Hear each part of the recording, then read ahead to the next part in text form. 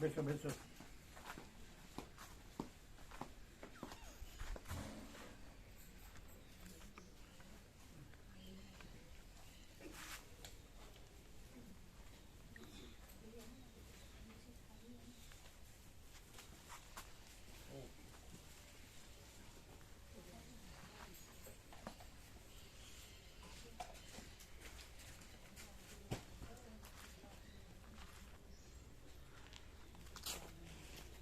રાત્રે અહીંયા હતા કે ગામમાં હતા? અહીંયા રામાપ્રભુનો બે અચ્છા.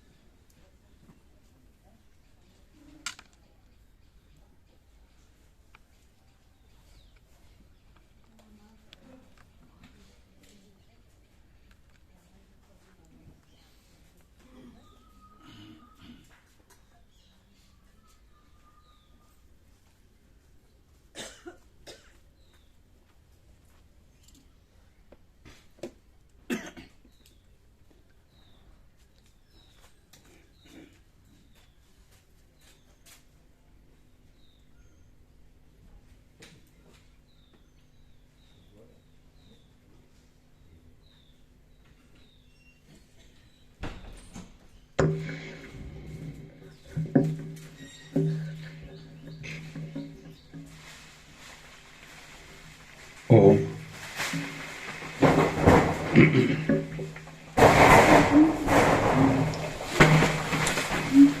ઓમ ઓમ.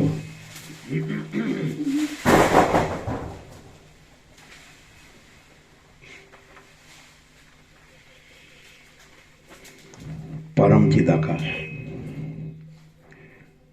परम ज्योति, अखंड ज्योति, महाचिदाकाश, स्वयं प्रकाश, संपूर्ण प्रकाश, पूर्ण ब्रह्म, अनंत तेजघन, अनंत चिदघन, परमाकाश, केवल अनंत शुद्ध तेजघन, परमाकाश, अखिलात्मा, पूर्ण ब्रह्म, परमात्मा, परम चिदाकाश, परम ज्योति, अखंड ज्योति, अनंत पूर्ण, परम चिदाकाश, परम शांति, स्वयं सिद्ध, स्वयं प्रकाश, स्वयं पूर्ण, स्वस्वरूप, यही सब कुछ है, इसके सिवा कुछ नहीं है। शून्यवास, अनंत कोटि, महाकल्पो है ही नहीं।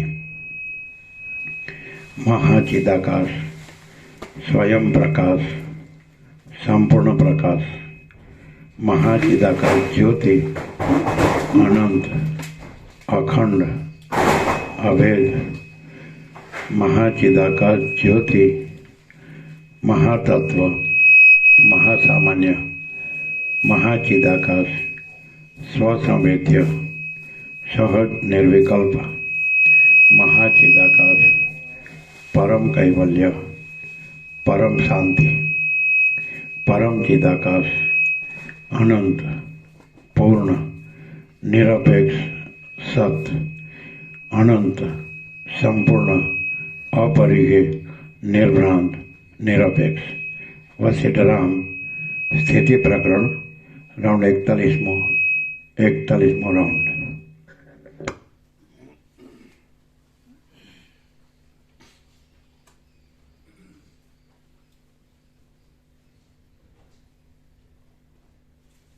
લોકો આવ્યા ને આપવાનું પેલું રિપેર કરવા આપવાનું દે દો.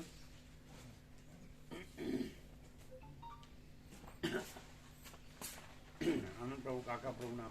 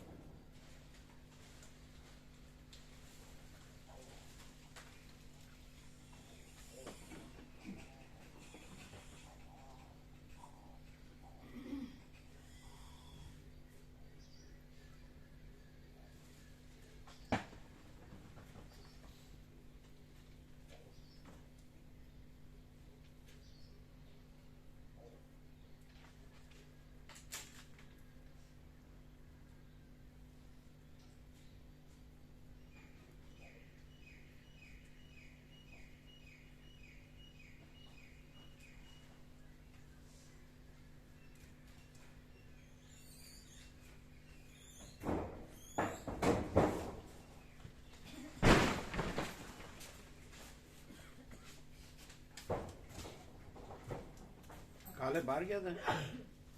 ના પ્રભુ ઘરે હતો. માયામાં ફસાઈ ગયેલો હતો.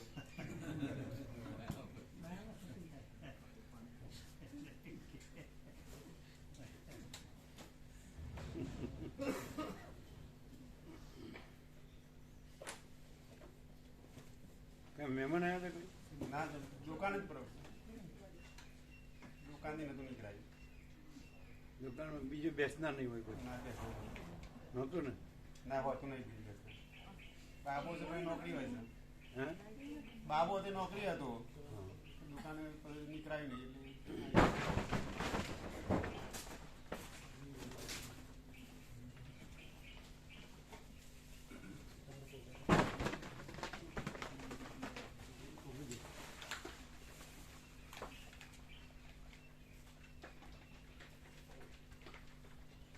આપ્યું? ખ્યાલ આવી ગયો ને? હા ચાલ.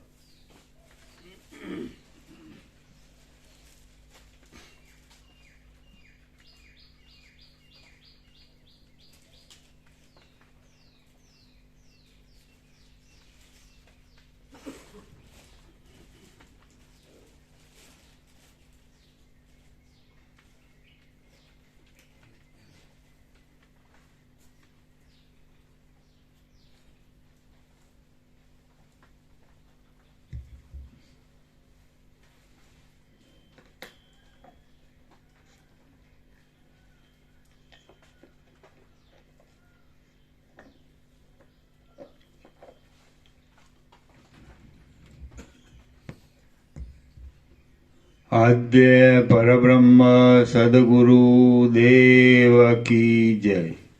ઓમ શ્રી પરમાત્મને નમઃ.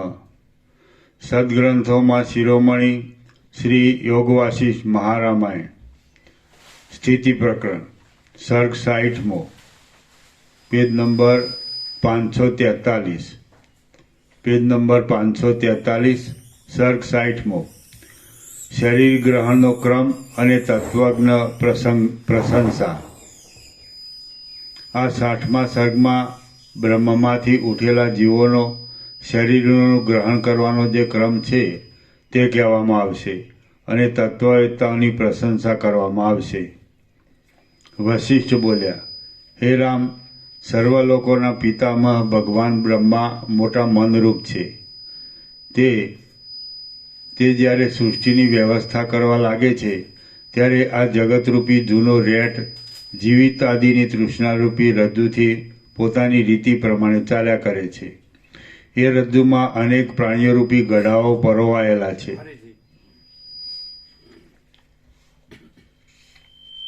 એ વશિષ્ઠ બોલ્યા. હા. આ સ્પીકર કાલે કોઈએ ધક્કો માર્યો તો જે જરાક સેટ કરો કાકા કોઈ ભાવિક क्या है? कल किसी को तो कल किया था ना પણ અત્યારે વિસર હજી થોડુંક કરો ચાલુ કરો ઓમ ઓમ ઓમ. બરોબર. આ પાછળ થોડું ઝૂકેલું છે, આમ સીધું કરો.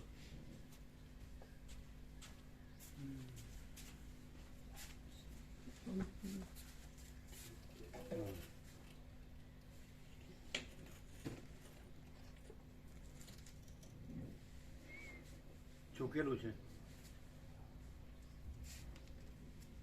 આગળ નહીં રાખવાનું તો વધારે પાછળ જાય. પાછળ ઝૂકેલું છે, કાઢ નાખો.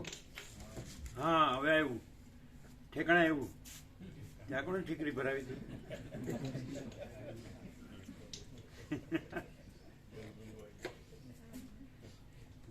बराबर. चलो पीछे झुका हुआ था. વશિષ્ઠ બોલ્યા, આવ્યો ને? હે રામ, સર્વલોકોના પિતામહ ભગવાન બ્રહ્મા મોટા મનરૂપ છે. તે જ્યારે સૃષ્ટિની વ્યવસ્થા કરવા લાગે છે ત્યારે આ જગતરૂપી જૂનો રેટ જીવિત આદિની તૃષ્ણારૂપી રજ્જુથી પોતાની રીતિ પ્રમાણે ચાલ્યા કરે છે. એ રજ્જુમાં અનેક પ્રાણીઓરૂપી ગડાઓ પરોવાયેલા છે. બ્રહ્માથી પ્રકટ થયેલા કેટલાક વ્યષ્ટિ મનો સ્થૂળ શરીરોરૂપી પાંજરાઓમાં પ્રવેશ કરે છે. બ્રહ્માથી પ્રકટ થયેલા કેટલાક વ્યષ્ટિ મનો સ્થૂળ શરીરોરૂપી પાંજરાઓમાં પ્રવેશ કરે છે. કેટલીક વ્યષ્ટિ મનોરૂપી ચકરીઓ વાયુથી ઉડેલા અગ્નિના ચપળ તણખાઓની જેમ માયાના સંબંધવાળા આત્મામાંથી પ્રથમ ઉત્પન્ન થયેલા આકાશમાં જ ભ્રમણ કર્યા કરે છે. અને કેટલાક જીવો ઉપાધિના લયને લીધે અંદર પેસી જાય છે. હે રામ, જેમ સમુદ્રમાં તરંગો બહાર આવે છે અને અંદર પેસી જાય છે, તેમ આદિથી અંત તથા અંતથી રહિત પરબ્રહ્મમાંથી સંકલ્પને લીધે ઉત્પન્ન થતા જીવો તેમાં બહાર આવે છે અને વળી અંદર પેસી જાય છે. જેમ ધુમાડાઓ વાદળાઓમાં પ્રવેશ કરે છે, તેમ બહાર આવેલા જીવો બ્રહ્મમાં કલ્પિત થયેલા આકાશમાં પ્રવેશ કરીને તે આકાશથી તથા તેવા સૂક્ષ્મ પૃથ્વી, જળ, તેજ, વાયુ તથા પ્રાણથી એકતા લિંગ શરીરના અધ્યાસને પામે છે. જેમ પ્રચંડ દૈત્યોનો સમૂહ દેવતાઓને વશ કરી લે છે, તેમ લિંગ શરીરો જીવોને વશ કરી લે છે. આ પ્રમાણે લિંગ શરીરોના અધ્યાસને પામેલા જીવોમાં કેટલાક જીવો મિશ્રિત કર્મોવાળા હોય છે. તેઓ અન્નપાનાદિક દ્વારા મનુષ્યોના શરીરોમાં પ્રવેશ કરીને વીર્યરૂપ થઈ તે રૂપે માતાઓના ગર્ભમાં પ્રવેશ કરીને જગતમાં જન્મ ધરે છે. તેઓ દેવ આદિના કરતાં થોડા જ્ઞાનવાળા મનુષ્યો કહેવાય છે. જેઓએ પૂર્વજન્મમાં મુખ્યત્વે કરીને યજ્ઞાદિક કર્મો જ કરેલા હોય તે જીવો લિંગ શરીરોનો ઉપર કહ્યા પ્રમાણે અધ્યાસ પામ્યા પછી ચંદ્રના કિરણોથી ક્ષીરસાગરના જેવા લાગતા આકાશમાં પ્રથમ રહે છે. પૂર્ણ મંડળવાળો ચંદ્ર જેટલા શ્વેત અને ચપળ કિરણોથી જગત પ્રકાશિત કરતો ઉદય પામે છે, તેટલા કિરણોથી પૂર્ણ રહેનારા આકાશના ભાગમાં રહ્યા પછી તે જીવો નંદન આદિ વનોમાં પ્રવેશ કરે છે. આમ ચંદ્રના અતિ રમણીય કિરણોની સાથે પોતે પણ દાસોની પેઠે વ્યગ્ર થઈને ચપળ પક્ષીઓની પેઠે તે વનોમાં પ્રવેશ કરે છે. પછી સૂર્યના તથા ચંદ્રના કિરણોના સંસર્ગને લીધે પોતાની મેળે રસથી પુષ્ટ થતા આવતા તે વનોના ફળોમાં તે જીવો જેમ બાળકો દૂધથી પૂર્ણ થયેલા માતાઓના સ્તનોમાં સ્થિતિ બાંધે છે, તેમ ચંદ્રના કિરણોથી અળગા પડીને પોતાની સ્થિતિ બાંધે છે. પછી સૂર્યના કિરણોથી પરિપક્વ થયેલા તે ફળોનું કશ્યપ આદિ પ્રજાપતિઓ ભક્ષણ કરે છે. એટલે તે ફળોની સાથે એ પ્રજાપતિઓના પેટમાં જાય છે. આમ મૂર્છિત જેવા થયેલા એ જીવો વીર્યપણાને પ્રાપ્ત થાય છે અને વીર્યપાળાને પ્રાપ્ત થઈને તેઓ અદિતિ આદિ માતાઓના ગર્ભ પિંજરમાં પ્રવેશ કરીને જન્મ ધારણ કરે છે. તેઓ મનુષ્યોના કરતાં અધિક જ્ઞાનવાળા દેવો, ગંધર્વો તથા યક્ષો આદિ કહેવાય છે.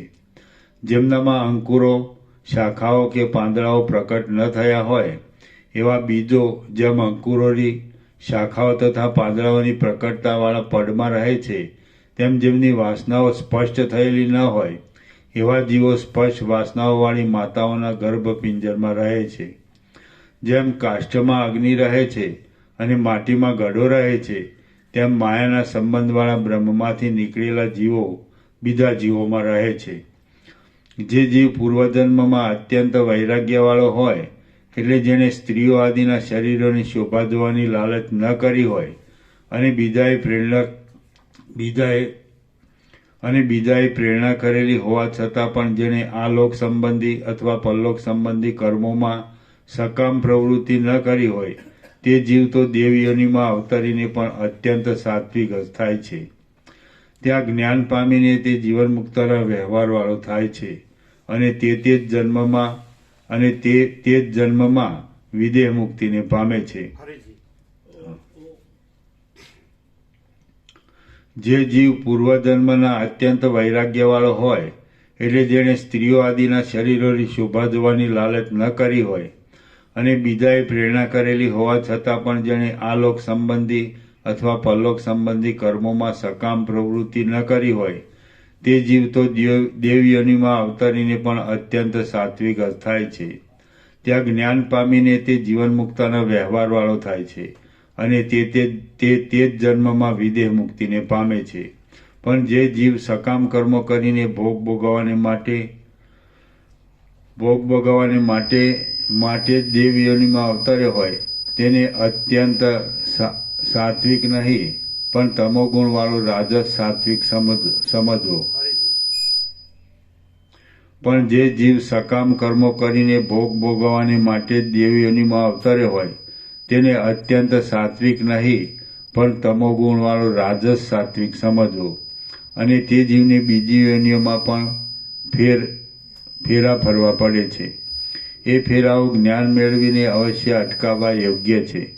હે રામ, હવે આ સંસારમાં જેનો છેલ્લો જન્મ જ હોય એવા અત્યંત સાત્વિક મનુષ્ય વિશે હું કહું છું તે સાંભળો. અત્યંત સાત્વિક પુરુષ તો મુખ્યત્વે કરીને પ્રતિબંધનો નાશ કરવાને માટે જ જન્મેલો હોય છે. ફરીથી અત્યંત સાત્વિક પુરુષ તો મુખ્યત્વે કરીને પ્રતિબંધનો નાશ કરવાને માટે જ જન્મેલો હોય છે. માટે તેવા કોઈ પુરુષો કદી પણ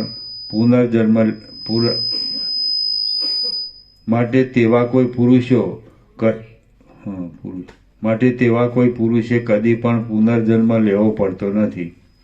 હે રામ, જેઓ રાજસ કે સાત્વિક હોય છે તેઓ ફરીવાર જન્મ ધારણ કરે છે, પણ અત્યંત સાત્વિક પુરુષોને ફરીવાર અવતાર લેવા પડતા નથી. તેઓ તો શ્રવણાદિક ઉપાયોથી આત્મતત્વનો સારી પેઠે વિચાર કરીને કેવળ પ્રતિબંધના નાશને માટે જ અવતરેલા હોય છે. ફરીથી એવું તેઓ તો શ્રવણાદિક ઉપાયોથી આત્મતત્વનો સારી પેઠે વિચાર કરીને કેવળ પ્રતિબંધના નાશને માટે જ અવતરેલા હોય છે અને આત્મતત્વનું બુદ્ધિથી મનન કર્યા કરે છે. હે રામ, આવી રીતે અત્યંત સદ્ગુણોવાળા અને મુખ્યત્વે કરીને પ્રતિબંધનો નાશ કરવાને માટે જ અવતરેલા અત્યંત સાત્વિક આત્મવેત્તા પુરુષો બહુ દુર્લભ છે. ફરીથી હે રામ, આવી રીતે અત્યંત સદ્ગુણોવાળા અને મુખ્યત્વે કરીને પ્રતિબંધનો નાશ કરવાને માટે જ અવતરેલા અત્યંત સાત્વિક આત્મવેત્તા પુરુષો બહુ દુર્લભ છે. હે રામ, આવી રીતે આત્મવિચારના અધિકારી એવા રાજસ તથા સાત્વિક જીવોના જન્મ વિશે તમારી પાસે કહ્યું. પણ જે રાક્ષસ તથા મૂંગા પશુ આદિ અનેક પ્રકારના જીવો તામસ જાતિવાળા છે, તેઓ તો સ્થાવર જેવા જ છે. માટે આ જ્ઞાનના અધિકારની વાતમાં તેઓનો વિચાર કરવો જ યોગ્ય નહીં હોવાથી તેમના જન્મ વિશે હું આ સ્થળે કહેતો નથી. હે રામ, ઉત્તમ જન્મ પ્રાપ્ત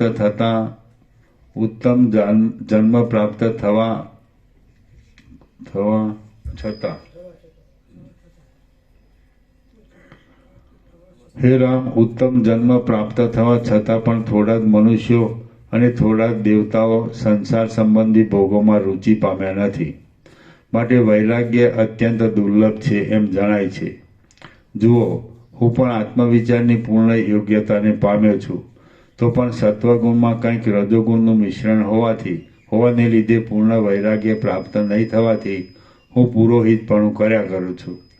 હે રામ, તમે વૈરાગ્ય આદિ સાધનોથી સંપન્ન છો, તો પણ પરમાત્માના પદનો વિચાર કરતા નથી. તેથી જ તમને આ સંસારની ભ્રાંતિ વધી છે. માટે તમે અહીં હમણાં જ આત્મતત્વનો વિચાર કરો. વિચાર કરશો તો જે પરબ્રહ્મ છે તે તમે જ છો એમ પ્રત્યક્ષ અનુભવમાં આવશે. તમે વિચાર કર્યા વગર રહ્યા છો, તેથી તમને આ સંસારરૂપી મોટી આપદા વિસ્તાર પામેલી જણાય છે. વિચાર કરશો તો આ સંસાર કાંઈ છે જ નહીં અને તમે પરબ્રહ્મ છો એમ સહેજે જણાશે. શ્રી યોગ વાસિષ્ઠ મહારામાયણમાં સ્થિતિ પ્રકરણનો શરીર ગ્રહણ ક્રમ અને તત્વજ્ઞ પ્રશંસા નામનો સર્ગ 60મો સમાપ્ત. સર્ગ 61મો સત્પુરુષોની પ્રશંસા અને વિવેક તથા વૈરાગ્યના ક્રમ. આ 61મા સર્ગમાં મહાત્માઓની પ્રશંસા કરવામાં આવશે અને વિવેક તથા વૈરાગ્યના ક્રમ કહેવામાં આવશે. વશિષ્ઠ બોલ્યા, હે રામ, જે પુરુષો નિષ્કામ કર્મો કરીને અથવા ઉપાસના કરીને પૃથ્વીમાં જન્મેલા હોય છે તે મોટા સદ્ગુણવાળા પુરુષો સર્વદા આનંદયુક્ત જ રહે છે. જેમ આકાશમાં ચંદ્ર પ્રકાશે છે તેમ તેઓ પૃથ્વીમાં પ્રકાશે છે. જેમ આકાશ મેલને પ્રાપ્ત થતું નથી તેમ તેઓ ખેદને પ્રાપ્ત થતા નથી. જેમ સોનાનું કમળ રાત્રિએ પણ કરમાતું નથી તેમ તેઓ કદી પણ શરીરમાં કરમાતા નથી. જેમ સ્થાવરો પોતાના પ્રારબ્ધના ભોગ વિના બીજું કશું કરતા નથી તેમ તેઓ જ્ઞાનના સાધનો વિના બીજું કશું કરતા નથી. જેમ વૃક્ષો પોતાના ફળાદિકથી બીજાઓને આનંદ આપે છે તેમ તેઓ પોતાના સદાચારોથી બીજાઓને આનંદ આપે છે. હે રામ, એવા મહાત્મા પુરુષની શુક્લ પક્ષના ચંદ્ર જેવી સુંદર બુદ્ધિ શાંતિરૂપી અમૃતથી નિત્ય પુષ્ટ થતી જાય છે અને તેથી મોક્ષની પ્રાપ્તિ થાય છે.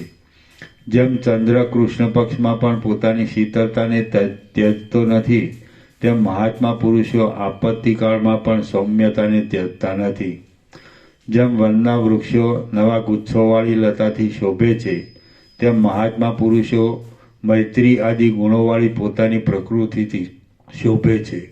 હે રામ, એ ઉત્તમ મહાત્મા પુરુષો સર્વદા તમારી પેટે સમબુદ્ધિવાળા હોય છે, સંપૂર્ણ શાંત રસમય જ હોય છે, સૌમ્ય વૃત્તિવાળા હોય છે અને તેઓ સમુદ્રની જેમ કદી પણ મર્યાદાનો ત્યાગ કરતા નથી. આથી વાસનાઓને ટાળનારી એ લોકોની પદ્ધતિને નિરંતર અનુસરવું જોઈએ અને આપદાના સમુદ્રરૂપી સંસારની ખટપટમાં પડવું જોઈએ નહીં. જે રીતે રજોગુણનો ક્ષય થાય અને પોતાના આનંદ આપનારા સત્વગુણના ઉદયો વધે તે રીતે શાંત મનથી જગતમાં વિહાર કરવો. જેમનો મૂઢ લોકો વારંવાર ચિંતન કર્યા કરે છે એવા વિષયોની ગતિઓનો ત્યાગ કરીને વારંવાર જ્ઞાનશાસ્ત્રનો વિચાર કરવો અને તુરત મનમાં પૂરી કાળજી રાખીને જુદા જુદા પ્રકારોથી પદાર્થોના અનિત્યપણાનો વિચાર કરવો. આ લોકના ભોગોને માટે તથા પરલોકના ભોગોને માટે જગતમાં જે ક્રિયાઓ કરવામાં આવે છે તેઓ તેમજ તે ક્રિયાઓના ફળરૂપ પશુ પુત્ર ધન તથા અપ્સરા આદિ પદાર્થો એક જાતની આપદા જ છે પણ સંપત્તિરૂપ નથી એમ સમજુ પુરુષે ભાવના કર્યા કરવી. હે રામ, અજ્ઞાનના વિસ્તારરૂપ મિથ્યા વિષયોના વ્યર્થ ચિંતનને છોડી દેવું અને અવિનાશી પદાર્થરૂપ પોતાના સ્વરૂપનું સારી રીતે અનુસંધાન કર્યા કરવું. સદગુરુના ઉપદેશથી અને સજ્જનોના સમાગમથી હું કોણ છું અને આ સંસારનો આડંબર કેમ થયો છે એ વિશે પ્રયત્નપૂર્વક વિચાર કરવો. કર્મોમાં ડૂબવું નહીં અને દુષ્ટની સાથે સહવાસ કરવો નહીં. સંસારમાં સઘળા પ્રિય પદાર્થોનો નાશ અવશ્ય થવાનો છે એમ જોયા કરવું. સંસારમાં સઘળા પ્રિય પદાર્થોનો નાશ અવશ્ય થવાનો છે એમ જોયા કરવું, અને જેમ મયુર મેઘને અનુસરે છે તેમ સજ્જનને જ અનુસરવું. અહંકાર, દેહ અને પુત્રાદિક સંસાર એ 3 વહાણ વિનાના સમુદ્ર સમાન છે. ફરીથી અહંકાર, દેહ અને પુત્રાદિક સંસાર એ 3 વહાણ વિનાના સમુદ્ર સમાન છે. ફરીથી અહંકાર, દેહ અને પુત્રાદિક સંસાર એ 3 વહાણ વિનાના સમુદ્ર સમાન છે. તેમની વાસનાને છોડી દઈને સત્ય પરબ્રહ્મનું જ અવલોકન કરવું.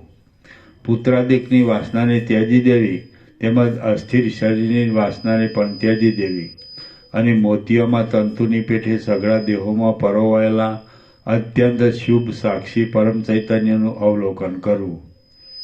જેમ દોરામાં મણિઓનો સમૂહ પરોવાયેલો હોય છે, તેમ નિત્ય વિસ્તીર્ણ સર્વમાં રહેલા અને સર્વના અધિષ્ઠાનભૂત મહામંગલ પરબ્રહ્મમાં આ સઘળું બ્રહ્માંડ પરોવાયેલું છે. આકાશના શણગારરૂપ અને અત્યંત મોટા વિસ્તારવાળા સૂર્યમાં જે ચૈતન્ય છે, તે જ ચૈતન્ય ધરતીના ઝીણા દરની અંદર રહેલા કીડામાં છે. જેમ વાસ્તવિક રીતે જોતા ઘટાકાશનો મહાકાશથી કશો ભેદ નથી, તેમ શરીરોમાં રહેલા જીવોનો પરમાત્માથી કશો ભેદ નથી. જેમ સર્વ પ્રાણીઓના અનુભવમાં આવતા પદાર્થો અનેક છે, પણ તે પદાર્થોમાં મધુર, અમ્લ, લવણ, કટુર, કષાય અને તિક્ત એ નામના રસો 6 જ છે. તે પ્રાણીઓ અનેક છે, પણ તેઓમાં ચૈતન્ય એક જ છે. સર્વદા એક પરમ સત્ય પરબ્રહ્મ વિના બીજું કાંઈ છે જ નહીં. માટે આ જન્મ્યો અને આ નાશ પામ્યો એવી તમને જે પ્રતીતિ થાય છે તે ખોટી જ છે. હે રામ, ઉત્પન્ન થઈને નાશ પામે એવી કોઈ વસ્તુ સાચી છે જ નહીં. આ જગત આભાસ માત્ર, દેખાવા માત્ર જ છે. માટે ઝાંઝવાના પાણીની જેમ સત પણ નથી, અસત પણ નથી, પરંતુ અનિર્વચનીય, નિરૂપણ કરવાને અશક્ય જ છે. જ્યાં સુધી મોક્ષ ન થયો હોય ત્યાં સુધી અશાંત ચિત્તથી સ્પર્શ ગ્રહણ કરવામાં આવતું હોવાથી આ જગત પોતાના કાળમાં છે જ, એટલા માટે અસત નથી, અને મોક્ષના કાળમાં હોતું જ નથી, એટલા માટે સત પણ નથી. આ જગત મોહની નિવૃત્તિ થયા પછી પણ રહેતું નથી, ત્યારે મોક્ષના કાળમાં તો ક્યાંથી જ રહે? હે રામ, જગતરૂપી મોહજાળ અત્યંત અસત હોય તો છોડી દેવાનું કંઈ રહ્યું જ નહીં. માટે જ્ઞાની લોકો કોને છોડી દે? માટે જ્ઞાનથી કોને છોડી દેવાય? હે રામ, જગતરૂપી મોહજાળ અત્યંત અસત હોય તો છોડી દેવાનું કાંઈ રહ્યું જ નહીં. માટે જ્ઞાનથી કોને છોડી દેવાય? અને જગતરૂપી મોહજાળ અત્યંત સત હોય છે તો સત પદાર્થ જ્ઞાનથી ટળતો નથી. માટે જ્ઞાનથી કોને ટાળી શકાય? જગત જો સત પણ હોય અને અસત પણ હોય તો જ જ્ઞાનની સફળતા થાય છે. આ ઉપરથી એમ સિદ્ધ થાય છે કે જગત રજ્જુ સર્પાદિકની જેમ અનિર્વચનીય અધ્યાસરૂપી સંગતિથી જ મોહમાં કારણરૂપ થાય છે. હે રામ, જો જગત મુદ્દલ છે જ નહીં એમ માનો તો મોહ એ કશો પદાર્થ જ નથી. હવે જગત છે એમ માનો તો પણ તેમાં મોહ પામવા જેવી કશી યોગ્યતા નથી. એટલા માટે તમે આકાશની પેઠે દેહાદિકની જન્મ મરણ આદિ સ્થિતિઓમાં સર્વદા અત્યંત સમાન અને નિર્વિકાર જ રહો. શ્રી યોગ વાસિષ્ઠ મહારામાયણમાં સ્થિતિ પ્રકરણનો જનન મરણ સ્થિતિ નામનો સર્ગ 61મો સમાપ્ત. સર્ગ 62મો. સત્સંગથી તથા પુરુષાર્થથી ઉત્તમ સ્થિતિ પ્રાપ્ત થાય છે. આ 62મા સર્ગમાં રામમાં શાસ્ત્રોક્ત સઘળા ગુણોની સંપત્તિ થયાનું અને બીજા સાધારણ પુરુષને પણ સત્સંગથી તથા પ્રયત્નથી ઉત્તમ સ્થિતિ મળવાનું કહેવામાં આવશે. વશિષ્ઠ બોલ્યા, હે રામ, મોટી બુદ્ધિવાળા પુરુષે વિચાર કરવાની ચાતુરી મેળવીને તેમજ દુઃખોને સહન કરવાની ટેવ પાડીને શાસ્ત્રમાં કહેલી પદ્ધતિ પ્રમાણે સુજનતાવાળા વિદ્વાન ગુરુની સાથે પ્રથમ શાસ્ત્રનો વિચાર કરવો. શાસ્ત્રના અર્થના અભ્યાસથી, શુદ્ધનોના સંગના અભ્યાસથી અને વૈરાગ્ય આદિના અભ્યાસથી સંસ્કાર પામેલો પુરુષ સ્વરૂપના જ્ઞાનને પાત્ર થઈ તમારી જેમ શોભે છે. તમે ઉદાર આચારવાળા છો, ધીર છો, ગુણોના સમૂહના ભંડારરૂપ છો અને મનના સૃષ્ટિરૂપી મેલથી રહિત થઈને દુઃખથી મુક્ત થયા છો. તમે સંસારની વાસનાથી મુક્ત થઈને અને ઉત્તમ જ્ઞાનથી યુક્ત થઈને વાદળા વિનાના શરદ ઋતુના આકાશની જેમ સ્વચ્છ થયા છો એમ ઉધારું છું. તમે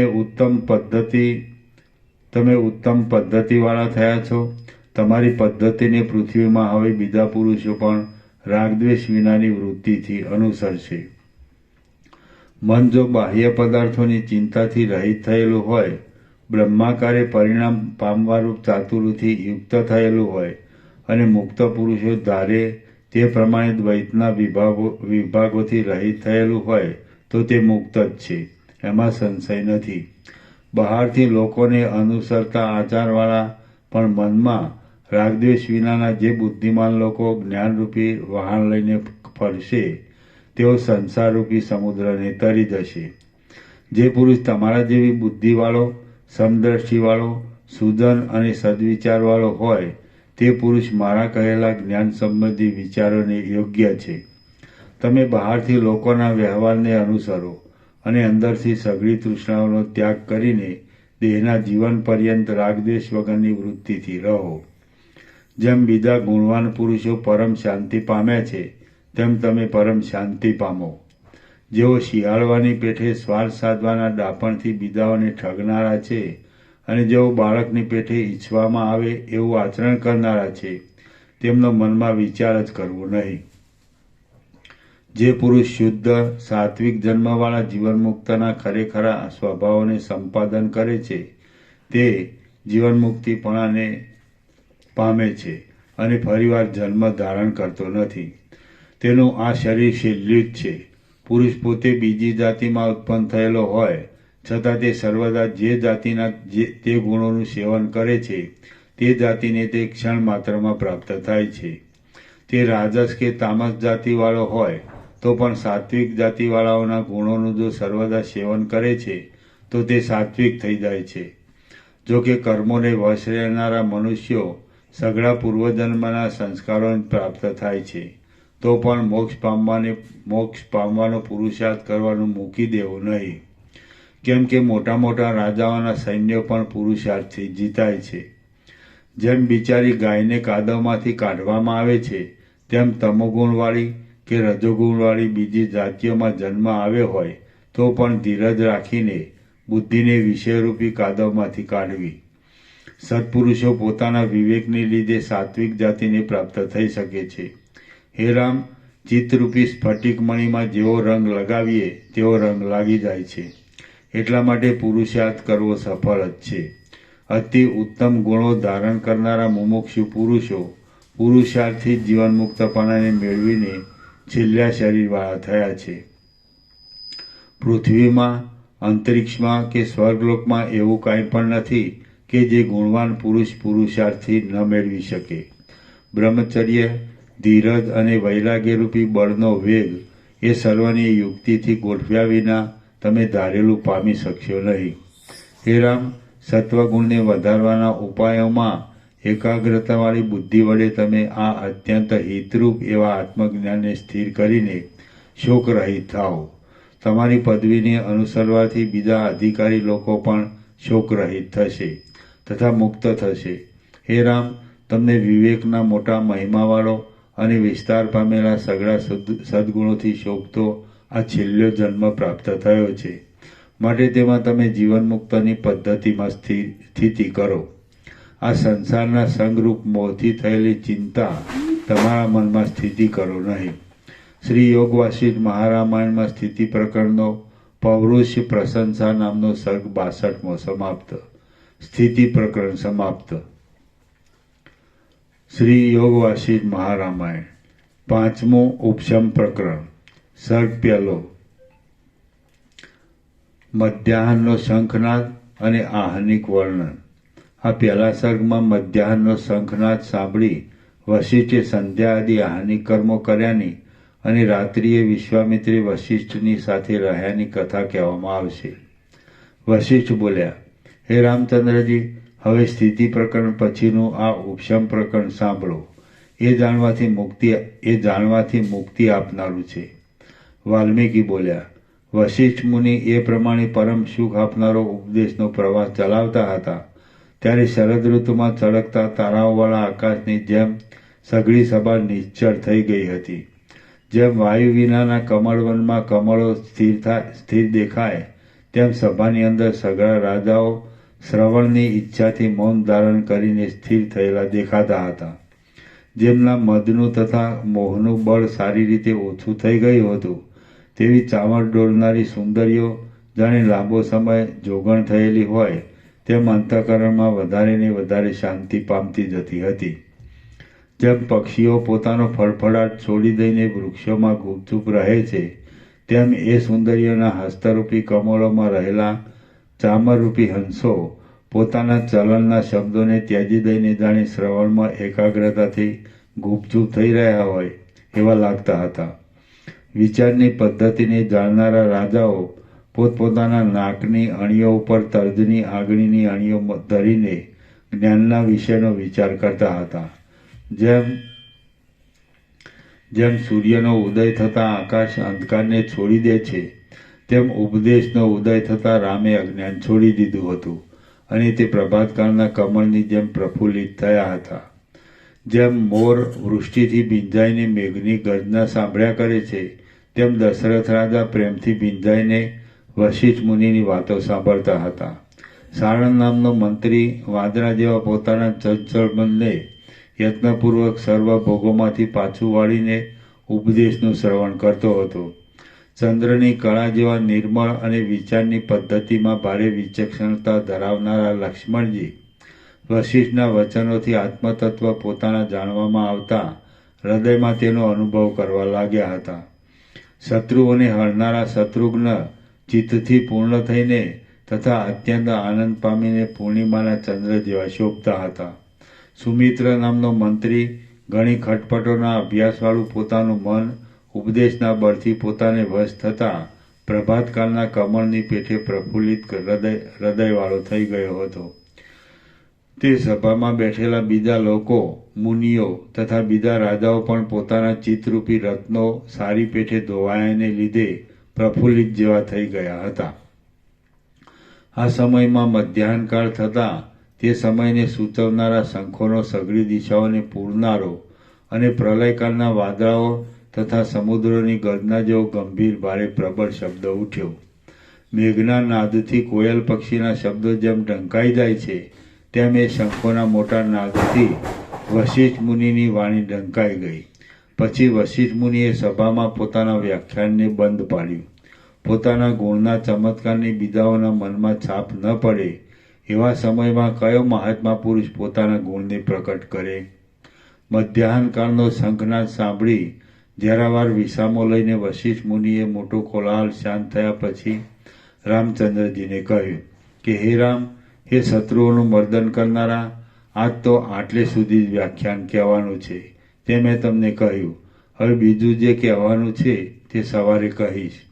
મધ્યાહનકાળમાં બ્રાહ્મણોને સ્નાન સંધ્યાદિક જે કર્મો શાસ્ત્રના નિયમથી પ્રાપ્ત થાય છે તેમાં સમય ગુમાવવો યોગ્ય નથી. એટલા માટે મારે પણ આ સમયમાં તે કર્મો કરવા છે. હે સદાચારમાં વિચક્ષણ રામ, તમે પણ ઉઠો અને આચારથી પ્રાપ્ત થયેલી તે સ્નાન, દાન તથા દેવાર્ચન આદિ શુભ ક્રિયાઓ કરો. આ પ્રમાણે વશિષ્ઠ મુનિ બોલ્યા એટલે જેમ સૂર્યનારાયણ ચંદ્રની સાથે તથા નક્ષત્રોની સાથે ઉદયાચલના શિખરમાંથી ઉઠે તેમ મહારાજ દશરથ વશિષ્ઠ મુનિની સાથે તથા બીજા સભાસદોની સાથે સભામાંથી ઉઠ્યા. આમ તેઓ ઉઠ્યા એટલે જેમ નેત્રો સરખા ભ્રમરોવાળી કમલીની મંદ પવનનો સ્પર્શ થવાથી ચલાયમાન થાય તેમ ભ્રમરો સરખા નેત્રોવાળી તે સઘળી સભા સમય પ્રાપ્ત થવાથી ઉઠવા માટે ચલાયમાન થઈ. જેમ ચપળ સૂંઢોના મંડળથી શોભતી હાથીઓની સેના અસ્તાચળમાંથી ઉઠે તેમ પુષ્પોના મુકુટોમાંથી ઉડતા ભ્રમરોના મંડળથી શોભી રહેલી એ સભા એ સ્થાનમાંથી ઉઠી. ઉઠવાના સંભ્રમને લીધે પરસ્પરના અંગો ભીસાયા, તેથી બાજુબંધો ઘસાયા અને માણિક્યોની કાંતિ ચારે બાજુ ફેલાઈ રહી. આથી ત્યાં રાતા વાદળાવાળા સંધ્યાકાળના જેવો દેખાવ થઈ રહ્યો.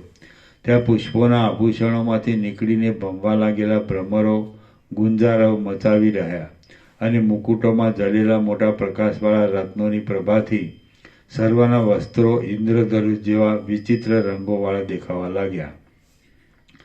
જેમ લતાઓના પાંદડાઓમાં સુંદર મંજરીઓવાળી વનોની પંક્તિ પોતામાં રહેલા મોટા મોટા હાથીઓના મંડળના ઉઠવાથી સંભ્રમથી શોભે, તેમ સ્ત્રીઓના હસ્તોમાં શોભતા સુંદર ચામરોવાળી તે સભા મોટા મોટા સભાસદોના ઉઠવાના સંભ્રમથી શોભવા લાગી. કડાઓની ચળકતી કાંતિઓથી સભાસદોના વસ્ત્રો પરસ્પર રાતા થઈ ગયા હતા. તેથી એ સભા પવનથી ઉડેલા પુષ્પોવાળી મંદારની વનરાજીની જેમ શોભતી હતી. સઘળી દિશાઓમાં હિમકણ જેવી કર્પૂરની કણીઓ ઘાટી રીતે ફેલાઈ હતી. તેથી એ સભા જાણે ધોળા વાદળાવાળી શરદ ઋતુ સર્વત્ર ફેલાયેલી હોય એવી જણાતી હતી. સભાસદોના મુકુટોમાં જડેલા ચકચકિત ઇન્દ્રનીલમણિની કાંતિથી આકાશભાગ શ્યામ થઈ ગયો હતો અને સઘળા કાર્યો સમેટાઈ ગયા હતા. તેથી તે સભા પ્રફુલ્લિત નીલકમળોવાળા અને જેમ સઘળા કાર્યો આટોપી લેવામાં આવે છે એવા સંધ્યાકાળ જેવી જણાતી હતી. રત્નોના કિરણોથી વ્યાપ્ત થયેલા મુખોવાળી અને સારસ પક્ષીઓના જેવા સ્ત્રીઓના નુપુરોના શબ્દોવાળી એ સભા ત્યારે જળથી વ્યાપ્ત થયેલા કમળોવાળી અને ભ્રમરોના ગુંજારાઓવાળી કમલીની જેમ શોભતી હતી. સેંકડો રાજાઓના ઉઠવાના સંભ્રમોથી વ્યાકુળ થયેલી એ મોટી સભા અનેક પ્રાણીઓના સંભ્રમથી વ્યાકુળ થયેલી નવી સૃષ્ટિની જેમ ઉઠી હતી. જેમ રત્નોની પ્રભા વડે ઇન્દ્રધનુષ્ય જેવા કરેલા તરંગો સમુદ્રમાંથી નીકળે, તેમ રત્નોના જુદા જુદા રંગના પ્રકાશોએ ઇન્દ્રધનુષ જેવા કરેલા તે રાજાઓ દશરથ રાજાને પ્રણામ કરી રાજમંદિરમાંથી નીકળ્યા. ઉપદેશના રસને જાણવામાં બહુ વિચક્ષણતાવાળા સુમંત્ર અને બીજા મંત્રીઓ વશિષ્ઠ મુનિને તથા દશરથ રાજાને પ્રણામ કરીને નાહવા માટે ગયા. વામદેવ આદિ તથા વિશ્વામિત્ર આદિ કેટલાય ઋષિઓ વશિષ્ઠને અગ્રણી કરીને રાજાની આજ્ઞા લેવા માટે ઊભા રહ્યા. શત્રુદમન દશરથ રાજે એ મુનિવૃંદનો સત્કાર કર્યો અને પછી તેમની આજ્ઞા લઈને તે પોતાના નિયમિત કાર્યો કરવા માટે ત્યાંથી પધારી ગયા. સવારે વહેલા આવવાનો નિશ્ચય કરીને વનવાસીઓ વનમાં ગયા, આકાશ નિવાસીઓ આકાશમાં ગયા અને નગરજનો નગરમાં ગયા. દશરથ રાજાએ અને વશિષ્ઠ મુનિએ પ્રેમપૂર્વક પ્રાર્થના કરવાને લીધે મહાત્મા વિશ્વામિત્ર મુનિએ તો વશિષ્ઠના ઘરમાં જ રાત્રિ રહેવાનો નિશ્ચય કર્યો હતો. જેમ દેવતાઓ વડે અનુસરાતા બ્રહ્મા બ્રહ્મલોકમાં પધારે, તેમ શ્રીમાન વશિષ્ઠ મુનિ પોતાના આશ્રમમાં પધાર્યા. મોટા મોટા બ્રાહ્મણો, રાજાઓ, મુનિઓ તથા દશરથ રાજાના રામ આદિ સઘળા કુમારો તેમની પાછળ ચાલ્યા આવતા હતા અને સર્વ લોકો તેમને પ્રણામ કરતા હતા. પછી ત્યાં આવી વશિષ્ઠ મુનિએ ચરણની સમીપમાં પ્રણામ કરતા રામ આદિ સઘળા રાજકુમારોને ત્યાંથી પાછા વિદાય કર્યા. ઉદાર ધૈર્યવાળા વશિષ્ઠ મુનિએ ઉત્તમ ગુણોવાળા દેવલોકોને, મનુષ્ય લોકોને તથા નાગલોકોને અનુક્રમે ત્યાંથી વિદાય કર્યા. પછી પોતાના ઘરમાં પ્રવેશ કરીને તેમણે બ્રાહ્મણોએ અવશ્ય કરવા યોગ્ય એવી નિત્યની દૈનિક ક્રિયા કરી. શ્રી યોગ વાસિષ્ઠ મહારામાયણમાં ઉપશમ પ્રકરણનો આહ્નિક વર્ણન નામનો સર્ગ પહેલો સમાપ્ત. સર્ગ બીજો, રામચંદ્રજીએ રાત્રિમાં કરેલો વિચાર. આ બીજા સર્ગમાં આહ્નિકની ક્રિયા, રામચંદ્રજીએ કરેલો વિચાર અને સાંભળેલા વિચારમાં સ્થિરતાને માટે કરેલી બુદ્ધિની પ્રાર્થના એટલા વિષયો કહેવામાં આવશે. વાલ્મીકી બોલ્યા, ચંદ્રના જેવી કાંતિવાળા એ રાજકુમારો એક સાથે થઈને ઘેર ગયા અને ત્યાં પોતપોતાના ઘરોમાં અનુક્રમથી સઘળું નિત્ય કર્મ કર્યું. વશિષ્ઠે, રામચંદ્રજીએ, રાજાઓએ, મુનિઓએ અને બીજા બ્રાહ્મણોએ પણ પોતપોતાના ઘરોમાં તથા ઘરોની બહાર પણ આ પ્રમાણે પોતાના કાર્યો કર્યા. તેમણે કમળોથી, કલહારોથી, કુમુદોથી, ચક્રવાત પક્ષીઓથી, હંસોથી તથા સારસોથી મનનું આકર્ષણ કરનારા જળાશયોમાં સ્નાન કર્યા. તેમણે બ્રાહ્મણોને ગાયોના, પૃથ્વીના, તલના, સુવર્ણના, શયનોના, આસનોના, પાત્રોના અને વસ્ત્રોના દાન દીધા. તેમણે સુવર્ણોથી તથા રત્નોથી વિચિત્રતાવાળા દેવાલયોમાં અને પોતાના ઘરોમાં વિષ્ણુ, શિવ, અગ્નિ અને સૂર્ય ઇત્યાદિ દેવતાઓના પૂજન કર્યા. પછી તેમણે પુત્રો, પૌત્રો, સંબંધીઓ, જાતિઓ, બંધુઓ અને મિત્રો એ સર્વની સાથે યોગ્ય રીતે સુંદર ભોજન કર્યા. એ નગરમાં સભાસદો એટલી ક્રિયાઓને પહોંચ્યા તેટલામાં દિવસ કેવળ 8મા ભાગનો જ રહી ગયો. આથી તે ઝાંખો અને જોતા ગમે નહીં એવો થયો. હવે તેમણે તે સંધ્યાકાળ સુધીના જે કાર્યો કરવા જોઈએ તે કાર્યો કર્યા. તેટલામાં તો સૂર્ય પોતાના કિરણોની સાથે અસ્ત પામ્યો. સૂર્ય અસ્ત પામતા સર્વ લોકોએ સંધ્યાવંદન કર્યા, અગમર્ષણ મંત્રોના સારી રીતે જપ કર્યા, પવિત્ર સ્ત્રોતના પાઠ કર્યા અને મનોહર ગાથાઓના ગાયન કર્યા. પછી જેમ પૂર્વ દિશાના તાપને હરનારી ચાંદની સમુદ્રમાંથી ઉદય પામે છે, તેમ સ્ત્રીઓના શોકને હરનારી રાત્રિ સાયંકાળમાંથી ઉદય પામી. પછી રઘુવંશી રાજકુમારો ધીરે ધીરે શયનોમાં પડ્યા. તે શયનોમાં પુષ્પો બિછાવ્યા હતા, કપૂરના ચૂર્ણો ભભરાવ્યા હતા અને તે લાંબા થયેલા ચંદ્રના કિરણોની જેમ રમણીય હતા. એક રામ સિવાય બીજા લોકોને તે સુંદર રાત્રિ તે નિદ્રા આદિ વ્યવહારો કરવાથી 2 ઘડીની પેઠે વહી ગઈ. જેમ હાથીનું બચ્ચું પોતાની માતાનું ચિંતન કરતું રહે, તેમ રામ તો વશિષ્ઠ મુનિના તે મધુર અને ઉદાર વચનોની પંક્તિનું નીચે પ્રમાણે ચિંતન કરતા જ શયનમાં બેઠા રહ્યા. આ સંસારનું ભ્રમણ જોવામાં આવે છે એ તે શું? આ સઘળા લોકો કેમ થયા છે? વિચિત્ર પ્રાણીઓ જન્મ મરણ કેમ પામ્યા કરે છે? મનનું રૂપ કેવું છે? મન શી રીતે શાંત થાય? આ માયા શાથી ઉઠી છે તથા તે કેમ બંધ પડે છે? માયાની નિવૃત્તિ થાય તો તેથી શો લાભ છે અથવા શી અડચણ છે? વ્યાપક આત્મામાં જગતરૂપી સંકોચ કેમ આવ્યો? મહાત્મા વશિષ્ઠ મુનિએ મનના ક્ષય વિશે, ઇન્દ્રિયોને જીતવા વિશે અને આત્મા વિશે શું કહ્યું હતું? આત્મા જીવ, ચિત્ત, મન તથા માયા આદિ વિસ્તારવાળા રૂપથી આ ખોટા સંસારને બનાવે છે. કેવળ સંકલ્પરૂપી તાંતણાથી જ બંધાયેલા એ ચિત્ત આદિ પદાર્થો ક્ષય પામે તો જ દુઃખની શાંતિ થાય. પણ એમનો સારી પેટે ક્ષય કરવાને મારે શો ઉપાય કરવો?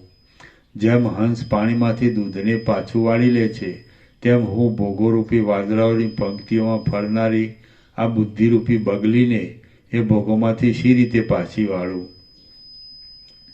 ભોગો છોડી શકાતા નથી અને તેમને છોડ્યા વિના હું વિપત્તિઓને મટાડવામાં સમર્થ થાઉં એમ નથી. અહો, આ તો મહાસંકટ આવી પડ્યું છે. મારે બ્રહ્મને પામવાનું છે. તે બ્રહ્મ મનનો ક્ષય થવાથી જ મળે એમ છે, પણ એ મન તો વિષયોમાં લાગનારું છે. જેમ મૂર્ખતાને લીધે બાળકને પિશાચ કરતાં પણ પહાડ વધારે દર થઈ પડે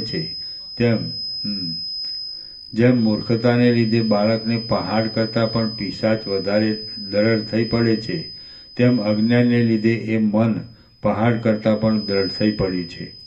જેમ યુવાન સ્ત્રી પોતાના પ્રિયતમને પામ્યા પછી કોઈનું સ્મરણ કરતી નથી, તેમ મારી બુદ્ધિ સંસારના સંભ્રમને છોડી દઈને પરમાત્માને પ્રાપ્ત થશે ત્યારે બીજા કોઈનું પણ સ્મરણ કરશે નહીં.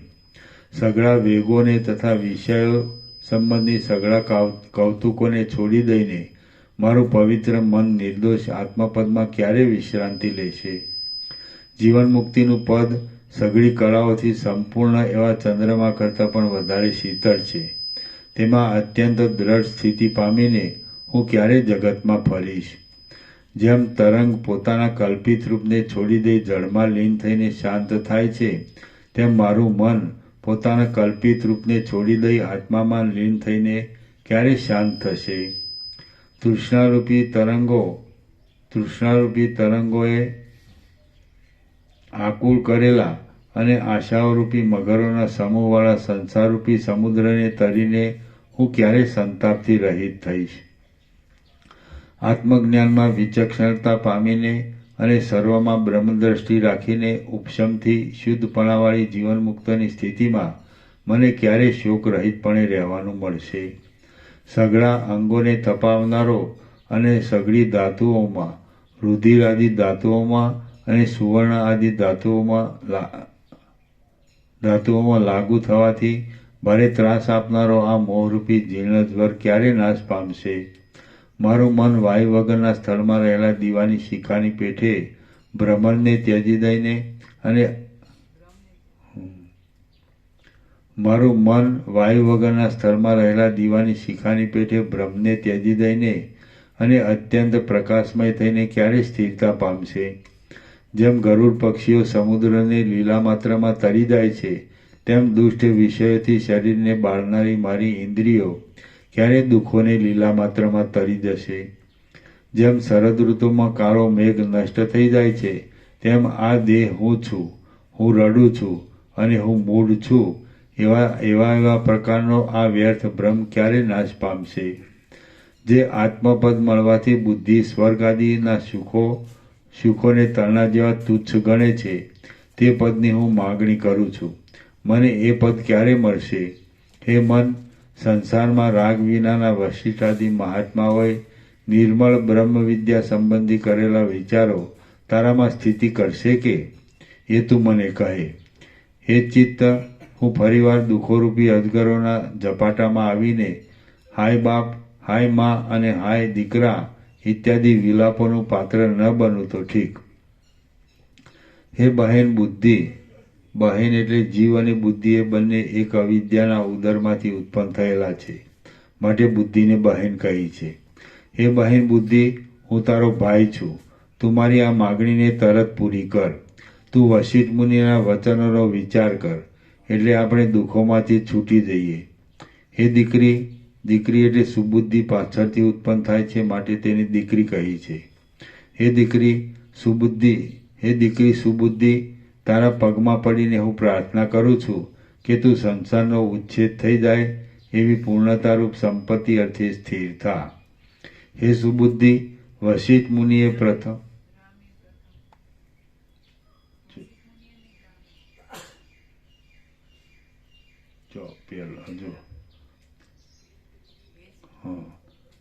હે સુબુદ્ધિ, રામે પ્રથમ વૈરાગ્યના વચનો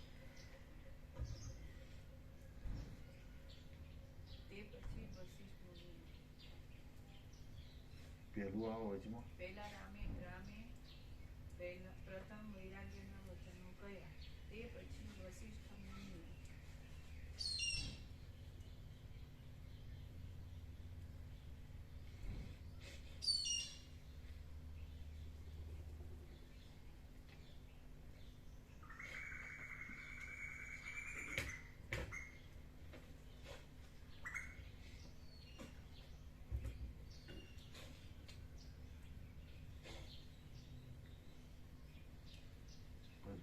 પ્રથમ લખેલું એટલે રામે પ્રથમ વૈરાગ્યના વચનો કહ્યા, તે પછી વશિષ્ઠ મુનિએ મુમુક્ષુઓના એમ કરીને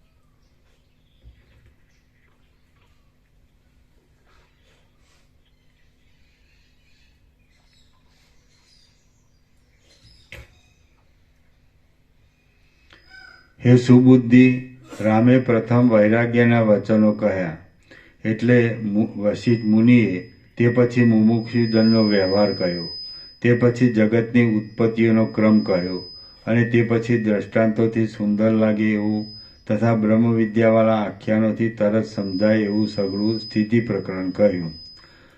તું તેનું સંપૂર્ણ રીતે સ્મરણ કર.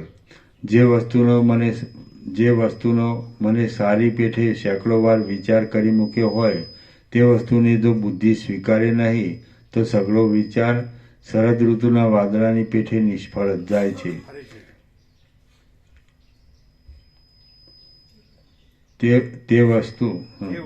જે વસ્તુનો મને સારી પેઠે સેંકડો વાર વિચાર કરી મૂક્યો હોય મન હમ, માઇન્ડ હમ. માઇન્ડે હા, જે વસ્તુનો મને સારી પેઠે સેંકડો વાર વિચાર કરી મૂક્યો હોય તે વસ્તુને જો બુદ્ધિ સ્વીકારે નહીં તો સઘળો વિચાર શરદ ઋતુના વાદળાની પેઠે નિષ્ફળ જ જાય છે. આથી સઘળા કાર્યોમાં બુદ્ધિ જ મુખ્ય છે. શ્રી યોગ વાસિષ્ઠ મહારામાયણમાં ઉપદેશ પ્રકરણનો ઉપદેશાનું વર્ણન નામનો સર્ગ બીજો સમાપ્ત. સર્ગ ત્રીજો, વશિષ્ઠાદિ સર્વનું સભાસ્થાનમાં આગમન. આ ત્રીજા સર્ગમાં પોતાને ઘેર આવેલા રામાદિ લોકોને સાથે લઈ વશિષ્ઠ મુનિ સભામાં પધાર્યાની અને વ્યાખ્યાનની સઘળી સગવડ થયાની કથા કહેવામાં આવશે. એટલે ઉપસમ પ્રકરણ છે ને. હા બ્રો, ઉપશમ ચાલુ થી. વાલ્મીકી બોલ્યા, જેમ કમળને સૂર્યની ચિંતા કરતા કરતા રાત્રિ વ્યતીત થઈ જાય તેમ રામને એવા પ્રકારની મોટી વિસ્તીર્ણ ચિંતા કરતા કરતા તે રાત્રિ વ્યતીત થઈ ગઈ. પછી જાણે કોઈએ વાળી નાખ્યા હોય તેમ આકાશમાં તારાઓ ઝાંખા પડી ગયા અને દિશાઓ અંધારાની થોડી થોડી શ્યામતામાં કાંઈક રતાશથી મિશ્રિત થઈ ગઈ. ત્યારે જેમ કમળ પદ્માકરમાંથી ઉઠે તેમ ચંદ્ર સરખા મુખવાળા રામચંદ્રજી પ્રભાતકાળના વાદળાઓના શબ્દની સાથે શયનમાંથી ઉઠ્યા. હવે પ્રાતઃકાળમાં સ્નાન કરવાના સ્નાન વિધિને તથા સંધ્યાવંદન આદિ વિધિને પૂર્ણ કરી તે ભાઈઓની સાથે ત્યાં થોડાક પરિવારની સાથે વશિષ્ઠ મુનિને ઘેર પધાર્યા. ત્યાં બ્રહ્મના નિધિધ્યાસરૂપ સમાધિ ધરીને એકાંતમાં બેઠેલા વશિષ્ઠ મુનિને જોઈને રામચંદ્રજી માથું નમાવીને દૂરથી તેમને પગે લાગ્યા. વિનયવાળા એ લોકો વશિષ્ઠ મુનિને પ્રણામ કરીને જ્યાં સુધી અંધકાર ટળી જઈને સઘળી દિશાઓ સ્વચ્છ થઈ ત્યાં સુધી એમના આંગણામાં જ ઊભા રહ્યા. પછી જેમ દેવતાઓ બ્રહ્મલોકમાં આવે તેમ બીજા રાજાઓ, રાજકુમારો, ઋષિઓ અને બ્રાહ્મણો પણ વશિષ્ઠ મુનિને ઘેર આવ્યા. ત્યાં ઘણા માણસોથી વ્યાપ્ત થયેલું તથા હાથીઓની, ઘોડાઓની અને રથોની ભીડવાળું વશિષ્ઠ મુનિનું ઘર રાજદ્વાર જેવું શોભવા લાગ્યું. પછી મહાત્મા વશિષ્ઠ મુનિએ જરાવારમાં સમાધિ છોડી દીધી અને વિનય આદિ આચારથી તેમજ પ્રિય વચનો આદિ ઉપચારથી તે લોકોને માન આપ્યું. પછી બ્રહ્મા જેમ કમળ ઉપર બિરાજે તેમ શ્રીમાન વશિષ્ઠ મુનિ વિશ્વામિત્રની સાથે રથમાં બિરાજ્યા અને બીજા મુનિઓ તેમની પાછળ ચાલ્યા. હવે જેમ સઘળા દેવતાઓથી વીંટાયેલા બ્રહ્મા ઇન્દ્રને ઘેર પધારે તેમ મોટા સૈન્યથી વીંટાયેલા મુનિ દશરથ રાજાને ઘેર પધાર્યા.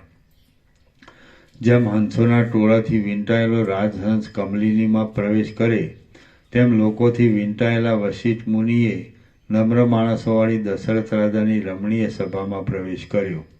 ત્યારે મહાવીર દશરથ રાજ તરત સિંહાસન ઉપરથી ઉઠીને 3 પગલાં તેમની સામે આવ્યા. પછી દશરથાદિ રાજાઓ, વશિષ્ઠાદિ મુનિઓ, ઋષિઓ, બ્રાહ્મણો, સુમંત્ર આદિ મંત્રીઓ, સૌમ્ય આદિ વિદ્વાનો, રામ આદિ રાજકુમારો, શુભ આદિ મંત્રીપુત્રો, પ્રતિનિધિ આદિ રાજ્યના માણસો, સુહોત્ર આદિ શેઠિયાઓ, માલવ આદિ રાજ્યના સેવકો અને બીજા પણ કેટલાક સદગૃહસ્થો સભામાં યોગ્ય રીતે બેઠા. આમ સર્વ લોકો પોતપોતાના આસનો પર બેઠા અને તે સઘળાઓની દ્રષ્ટિઓ વશિષ્ઠ મુનિના મુખ ઉપર લાગી. હવે સભાનો કોલાહલ શાંત થઈ ગયો. બંદીજનો ચૂપ થઈ ગયા. રાત્રે આરામ મળવા આદિની પરસ્પરને પૂછવાની સઘળી વાતો પૂછાઈ રહી અને સઘળી સભા નિશ્ચળ થઈ ગઈ. ત્યાં પવનની સુંદર લહેરો ચાલવા લાગી અને પવનને લીધે કમળોના ગર્ભોમાંથી નીકળતા પરાગો ઉડી ઉડીને લોકોએ પહેરેલી મોતીની માળાઓની ઉપર પડવા લાગ્યા. ત્યારે ચારે બાજુ ગોઠવવામાં આવેલા પુષ્પોના મોટા મોટા હિંડોળાઓમાંથી ભારે સુગંધ લઈને મીઠો મીઠો પવન વાવા લાગ્યો. ત્યાં પુષ્પોથી બિછાવેલી ભૂમિકાઓના કોમળ ઝરૂખાઓમાં રાખેલા પલંગો ઉપર બેસીને સઘળી રાણીઓ જોવા લાગી. ઝાડિયામાં આવેલા સૂર્યના કિરણોના પ્રતિબિંબોથી ચપળ થતા નેત્રોવાળી, રત્નોના પ્રકાશો પડવાથી કોમળ રીતે પીંગળા લાગતા શરીરોવાળી અને ધોળા ચામરને ધારણ કરનારી ચપળ સ્ત્રીઓ ત્યાં કાંઈ પણ ચપળતા નહીં કરતા ગુપચૂપ થઈને ઊભી રહી. મોતિયામાં પ્રતિબિંબિત થયેલા સૂર્યના રાતા કિરણોથી આંગણામાં બિછાવેલો પુષ્પોનો સમૂહ પણ રંગાઈ ગયો હતો. આથી ભમરાઓ તેને ભ્રાંતિથી પ્રભાતકાળના તડકાના બિંબરૂપ સમજતા હતા અને તેના ઉપર આવતા નહોતા. જેમ આકાશમાં કાળા વાદળાઓ ભમે તેમ તે ભમરાઓ ઉપર ને ઉપર ભમવા લાગ્યા. પુણ્યોના પ્રભાવને લીધે વશિષ્ઠ મુનિના મુખથી જે ઉપદેશ સાંભળવામાં આવ્યો હતો તેનો હૃદયમાં વિસ્તાર થતાં સઘળા સજ્જન સભાસદોના મન આશ્ચર્યથી સલકાઈ ગયા અને તેઓ પરસ્પરમાં ઘણા ગુણોવાળી, કોમળ પદોવાળી તેમજ કોમળ અક્ષરોવાળી મધુર વાતો કરવા લાગ્યા. દિશાઓમાંથી, નગરમાંથી, આકાશમાંથી અને વનોમાંથી આવતા સિદ્ધ લોકો, વિદ્યાધર લોકો, આર્ય લોકો, મુનિઓ અને બ્રાહ્મણો વશિષ્ઠ મુનિને મૂંગા પ્રણામ કરવા લાગ્યા. મૂંગા પ્રણામ કરીને કોઈ પણ શબ્દ નહીં કરતા સભામાં પેસવા લાગ્યા. સભામાં આવીને જે મહાત્માઓની સાથે સંભાષણ અવશ્ય કરવું જોઈએ તેમની સાથે પણ લોકો અત્યંત મંદ સ્વરથી વાતચીત કરવા લાગ્યા. પવને પોતે જ કમળોના ગોટાઓ ઉગાડી નાખ્યા હતા અને તેમાંથી નીકળતા ભ્રમરો, મકરંદો તથા પરાગોના રંગે કરીને તે કાંઈક પીળો થઈ ગયો હતો. એ પવન પોતાના સ્પર્શથી ચંદરવા આદિમાં બાંધેલી નાની ઘંટાઓને બજાવવા લાગ્યો. એટલે તે ઘંટાઓના રણકારાઓથી મેડીઓમાં થતા પ્રભાત સમયના ગાયનો બંધ પડી ગયા. ચંદનના સુગંધી ચૂર્ણથી તથા પુષ્પોના ચપળ પરાગોથી મિશ્રિત થયેલા અગરુના અને તગરના ધૂપનો ધુમાડો ચંદરવામાં બાંધેલા કમળોના મંદ સુગંધોની સાથે જ્યારે રસભરેલા પુષ્પોની મોટી સુગંધી માળાઓવાળા સભાના આકાશભાગમાં ચાલવા લાગ્યો ત્યારે તેની કાળાશથી જુદા નહીં દેખાતા ભ્રમરો કેવળ પોતાના ગુંજરાવથી જ ઓળખાવા લાગ્યા. શ્રી યોગ વાસિષ્ઠ મહારામાયણમાં ઉપશમ પ્રકરણનો સભા સંસ્થાન વર્ણન નામનો સર્ગ 3 સમાપ્ત. સર્ગ 4. જવું છે ને? હા, પ્રસાદ આપી દે. ઓમ. પાના નંબર 554.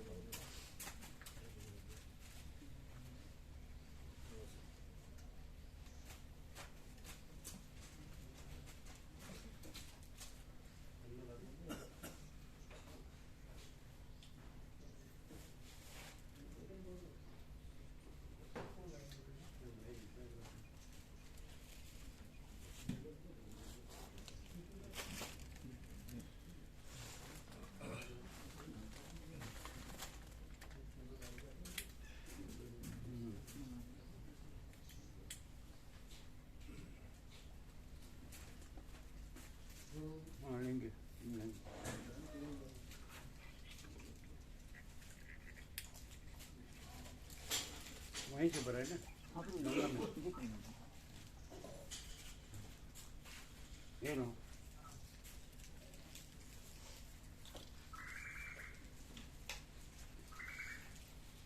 गंगा जल लो एक बोतल निकाल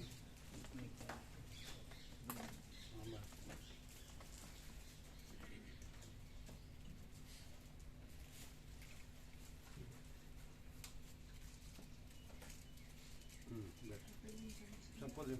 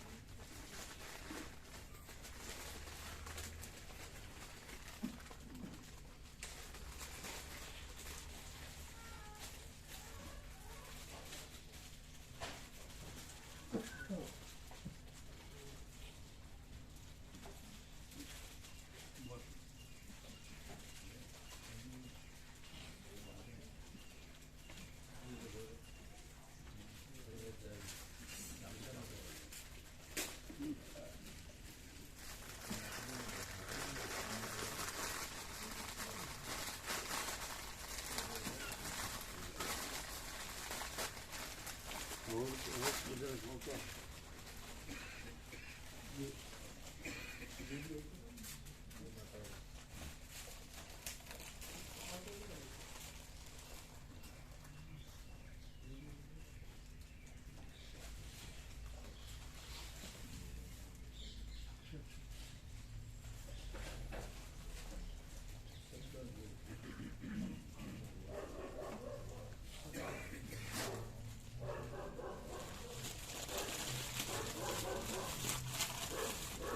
शक्कर और गुड़ है, शक्कर और गुड़।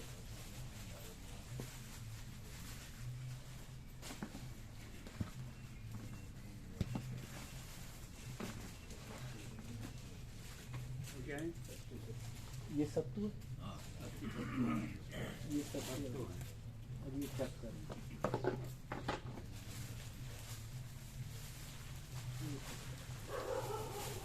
ये सब तो है ये शक्कर गुड़ का बनता है ना। हाँ, तो व्यापक में ले लो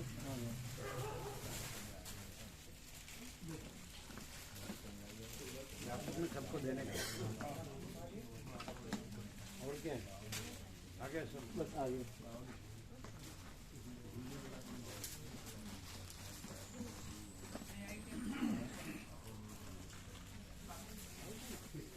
ये बोतल उधर ऊपर दो बोतल है उसके साथ रखते हैं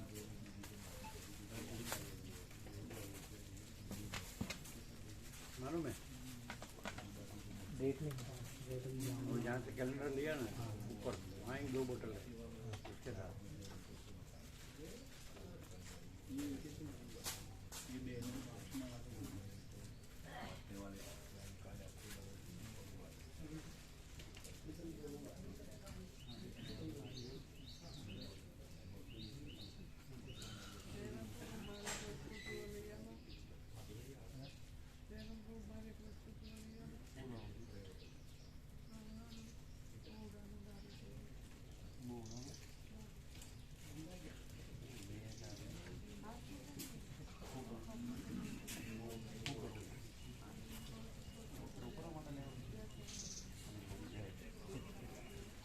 તારે કેવું રહ્યું સંપૂર્ણ આનંદ રમણ ભગવાનનો જન્મોત્સવ સંપૂર્ણ આનંદ મગર સંપૂર્ણ ભગવાનના દર્શન આ મૂકી દેજો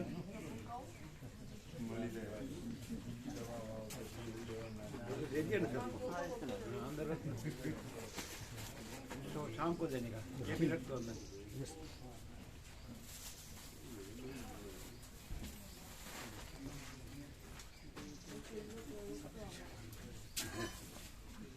ब्रह्म कृपा ही केवलम आनंद मंगल ओम ओम ओम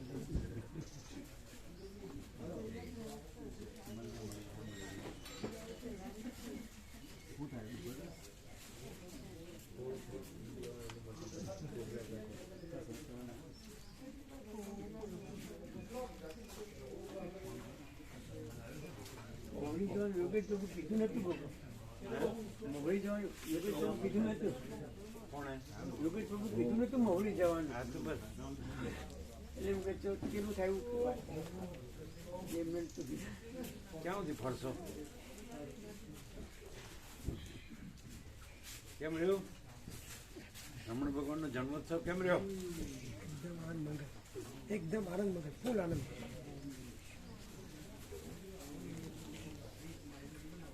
ફૂલ ભારે કરે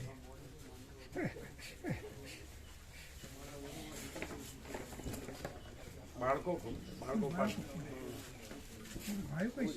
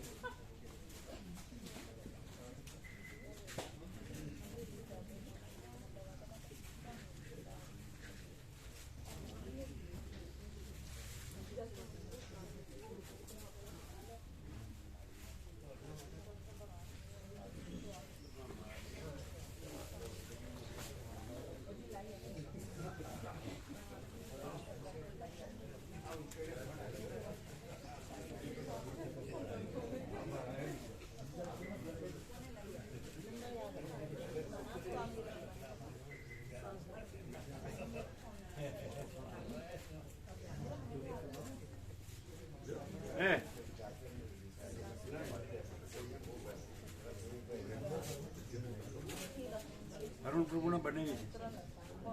અરુણ પ્રભુને પેલા ખોબાવાળા અરુણ પ્રભુ આવે છે ને, ખોબાથી નથી આવતા, શ્રીમદ રાજચંદ્ર જ્ઞાન મંદિર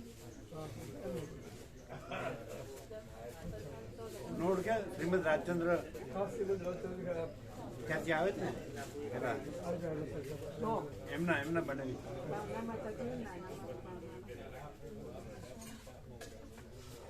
એ નો સમજ્યા, અરુણ પ્રભુ તો સમજ્યા ને બસ.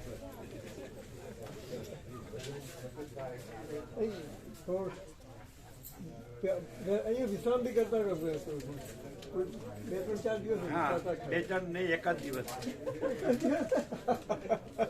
જે ટકે જે ટકતું જ નથી. અમારા ટકવાના આશીર્વાદ આપો એટલે પછી અમે અહીંયા બીજે જઈએ જ નહીં. તમે અત્યારનું જવાની એને રહેવાની ના પાડી, એ આશીર્વાદ માંગે છે અહીં ટકવાના, એટલે તમે ના પાડી છે. આશીર્વાદ છે, તમે લાભ લો એ વધારે આશીર્વાદ જ છે. અને એ તો સમજી એમને એ કઈ વ્યક્ત કરી જ લોકો અહીંયા બધા રહેવાનું. કેમ રહ્યો રમણ ભગવાનનો જન્મોત્સવ કાલે? હવે શું છે, સંસારમાં સમય મળે ને માતાજી આવે એવું હવે આડાવાળા નહીં જવાનું, અહીંયા જ આવ્યું.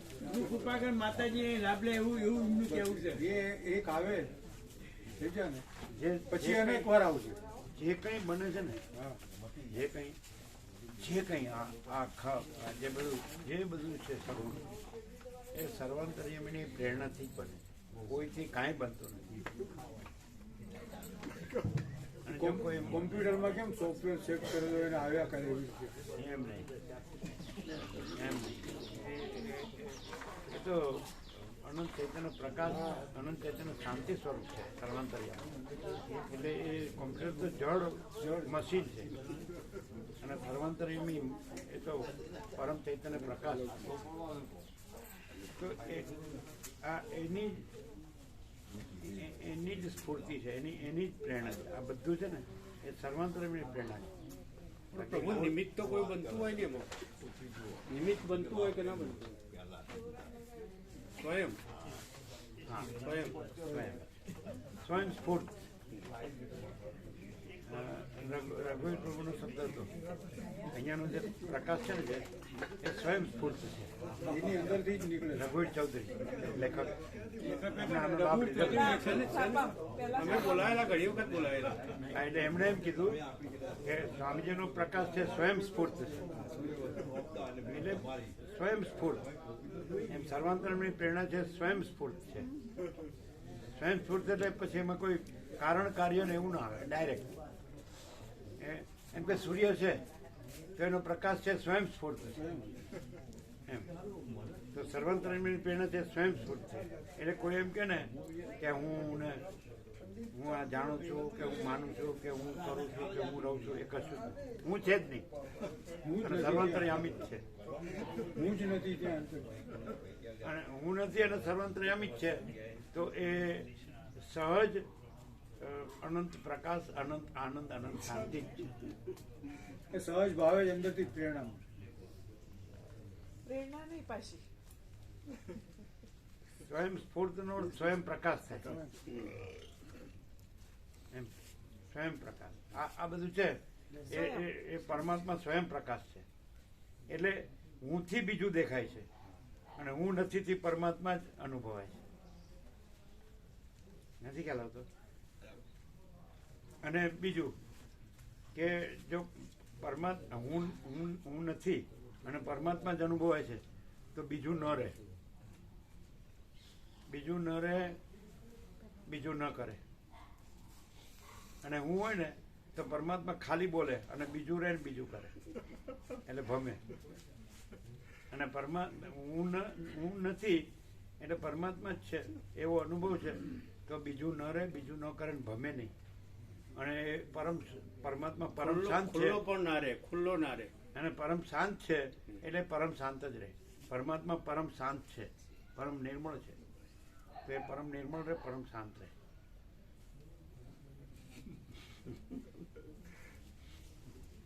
બરાબર? અને અહીં તમે અનુભવ તો છો. તમે જુઓ કે ઘરમાં 2 જણ હોય તો આવી પરમ શાંતિ ન હતા. 1250 જેટલા ભાવિકો હતા. બાળકો પડે બધા સ્થિર નિશ્ચલ. ને ઘરમાં તો એવું હોય ને કે 3 જણા રહેતા હોય, ચોથું ભળે ને તો ઓલું થવા માંડે બધું. એટલે જે આદત પડી જાય ને એમાં કઈક વિચ્છેદ આવે ભૂકંપ આવી એટલે જાય. 1 હોય કે 2 હોય કે 3 હોય કે 4, પણ એ ઘર એટલે 2 ઘર. બે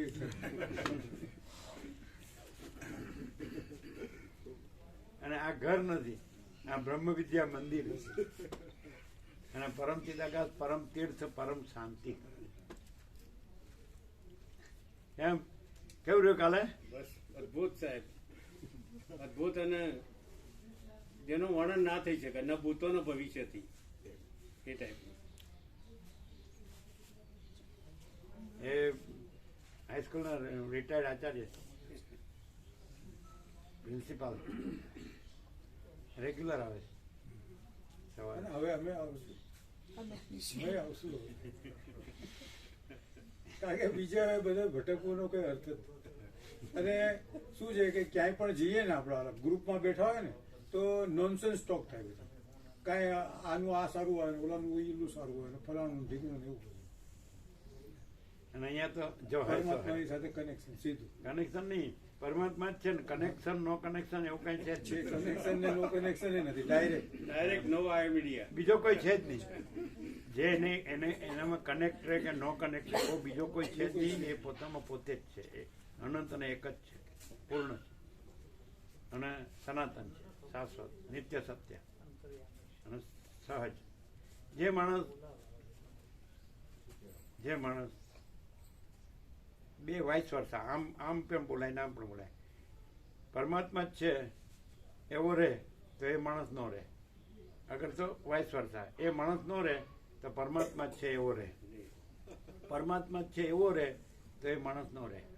અને એ માણસ નો રહે એટલે પરમાત્મા જ છે એવો રહે. વાઇસ વર્ષા. નહીં તો પછી ચીનુ પ્રભુની જેમ 4 ધામની યાત્રા. આ બલોલ, આ સુરત, આ મહેસાણા, આ મવડી ના મવડી નહીં, માલસર. માલસર, 4 ધામની યાત્રા.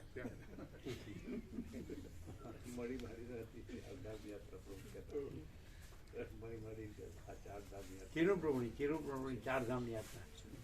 બલોલ એમનું ગામ છે મહેસાણા તો જોડે. હા બરોબર આવ્યા હતા અમે. સુરત એમના છોકરાઓ છે, ધંધા કરે. અને માલસર એમનો આશ્રમ છે નર્મદા કિનારે. એટલે પરિભ્રમણ થયા કરે. પરિવ્રાજક. અને અહીંયા જો તમે જે માણસ જ્યાં હું ન રહ્યું હોય અને પરમાત્મા જ રહ્યો હોય તો સામે બેઠેલા છે ને એ હું ન રહે ને પરમાત્મા જ રહે. તમે કાલે અનુભવ્યું. જે માણસ હું ન રહ્યો હોય એટલે પરમાત્મા તો છે જ. રમણ કે છે પરમાત્મા પ્રથમથી રહ્યા છે, નવા આવતા નથી, એટલે તો રહ્યા જ છે. તો જે માણસ ન રહ્યો હોય, રમણ નથી રહ્યા અને પરમાત્મા જ રહ્યા છે, એ તો રહ્યા જ છે. તો એની સામે આવે એટલે એ પછી હું ન રહે ને પરમાત્મા જ રહે. અને હું રહેવું હોય એટલે અહીં ન રહે. પરમાત્મા નો રહેવું હોય એટલે અહીં નો રહે. સમજે? એક મેનાનો પોપટ ને એક કલ્પનાનો પોપટ, 2 પોપટ.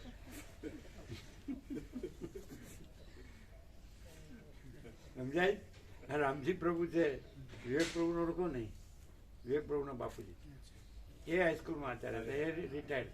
એટલે એ મેનાનો પોપટ અને વિવેક પ્રભુ છે ને એ કલ્પનાનો પોપટ. એમના ઘેરથી માંડીનું નામ મેના છે અને વિવેક પ્રભુના ઘેરથી માંડીનું નામ કલ્પના છે. સમજાય? એમ કોઈ ભાવનાનો પોપટ. ચાલો. ના પણ એ છે ને આમ ફૂલ ડિટર્મિનેશન, આમ એકદમ દ્રઢ નિશ્ચય હોય એનો. એને જે લાગે ને એ જ કરે, એ કોઈનું ન સાંભળે એવું છે. ચાલો, ઓકે. જય પ્રભુ. બ્રહ્મ કૃપા હે કેવલમ આનંદ મંગલ ઓમ ઓમ ઓમ. આજે કોદર પ્રભુ ભગવાન સૂર્યનારાયણ ભગવાન ફોકસ કરી ઉભા રહ્યો આમ રહ્યો આમ હા બરાબર બરાબર બરાબર રહ્યો સીધા જુઓ છે ને ફોકસ આવ્યું સૂર્યનારાયણ ભગવાને ફોકસ કર્યું જોવા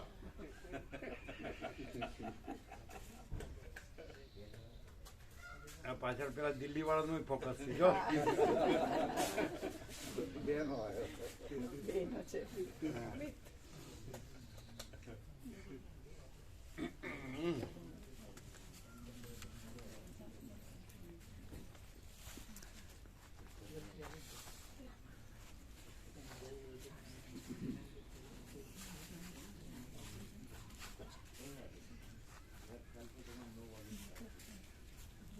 આ બધું બાકી રહી ગયું એમના સ્વામીજી કરી લે એટલે કરે.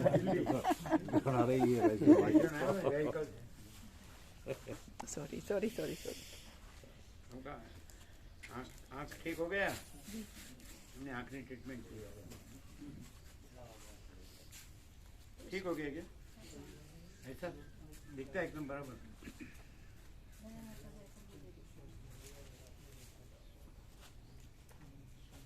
એમના ચિરંજીવ આવે એ યાત્રામાં આવો ને એના ચિરંજીવ 25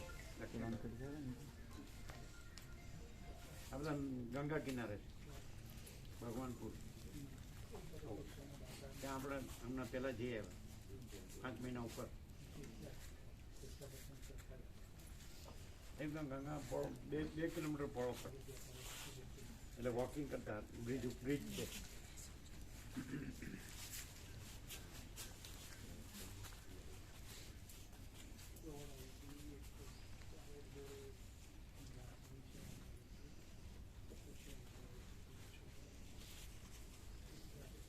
એકદમ ગંગા ઉપર જ છે જગ્યા